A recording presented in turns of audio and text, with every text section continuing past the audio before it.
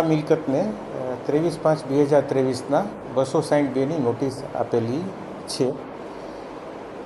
હાલ વેસ્ટ વિસ્તારમાં જ્યાં અગાઉ 262 આપેલી હોય પરંતુ કાર્યવાહી કોઈ થયેલ ન હોય એનું એક લિસ્ટિંગ કરી અને અમે આગળની કાર્યવાહી માટે કાર્યવાહી હાથ ધરેલ છે.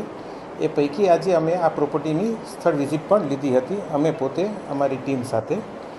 અને આ જે પ્રોપર્ટી છે એને 262 અપાઈ ગઈ છે. આખરી નોટિસ આજે અપાઈ જશે અને પછી એની આગળની કાર્યવાહી હાથ ધરવામાં આવશે.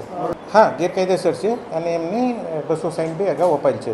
23/5/2023. તો એ પછી કામગીરી શા માટે નથી? કારણ કે પછી તો 1.5 વર્ષ જેવો સમય જતો રહ્યો. હું કહું છું કે અમે એનાથી જ શરૂઆત કરી કે અગાઉ 262 અપાઈ ગઈ છે, અગાઉ 262 અપાઈ ગઈ છે અને કોઈ કાર્યવાહી થયેલ નથી. એ આખું લિસ્ટિંગ કરી અને અમે આજે એ પૈકીની અમુક પ્રોપર્ટી વિઝિટ કરેલી હતી. એ પૈકીની આ એક સ્કૂલ હતી અને એમાં અમે હવે આગળની કાર્યવાહી કરવા જઈ રહ્યા છીએ. અમે એટલે જ મુલાકાત લીધી હતી. હવે એનું જે વોટર સપ્લાય છે, સીવરેજ છે અને પીજીવીસીએલનું કનેક્શન છે એ કપાત કરવામાં આવશે અને જે આખું બાંધકામ છે તે દૂર કરવામાં આવશે. કેટલા સમયમાં દૂર થશે? એ અમે પ્લાનિંગ કરી રહ્યા છીએ. ત્યારે હશે જ, હું માનું છું. અત્યારે અમારી પાસે વિગત નથી, મેળવી રહ્યો છું, પણ આ વિગત હું મેળવી રહ્યો છું. અત્યારે માલિક કે મને વ્યક્તિગત ધ્યાન નથી, હું પછીથી મેળવીને આપને કહું છું.